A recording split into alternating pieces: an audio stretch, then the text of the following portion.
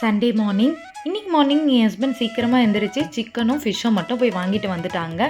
என்னடா சண்டேனாலே எல்லார் வீட்லேயும் நான்வெஜ் எடுக்கிறது தானே, இதில் என்ன ஸ்பெஷல் நினைக்கலாம். ஆனால் எங்கள் வீட்டில் ஸ்பெஷல். ஏன்னா எப்போவுமே மார்னிங்கில் வெஜ் எடுக்க மாட்டோம். ஏன்னா சண்டேனாலே லேட்டாக எந்திரிப்போம்.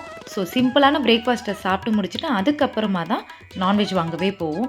எனக்கு இட்லியும் சிக்கன் கிரேவியும் சாப்பிடணும் போல இருந்தது. அதனால் முந்தின நாளே என் ஹஸ்பண்ட் கிட்ட சொல்லிட்டேன். அவரும் வாங்கிட்டு வந்துட்டாரு. சிக்கனும் ஃபிஷ்ஷும் வாஷ் பண்ணிவிட்டு ஃபிஷ்ஷை மட்டும் ஆஃப்டர்நூன் ப்ரிப்பேர் பண்ணிக்கலான்ட்டு எடுத்து வச்சுட்டேன். ஏன்னா இட்லி கறி குழம்பு, இட்லி மீன் குழம்பு இதெல்லாம் சுட சுட சாப்பிடும் போது தான் டேஸ்ட்டு சூப்பராக இருக்கும். அதனால் ஃபஸ்ட்டு இதை ப்ரிப்பேர் பண்ணிவிட்டு ஆஃப்டர்நூன் அதை பண்ணிக்கலான்ட்டு எடுத்து வச்சாச்சு.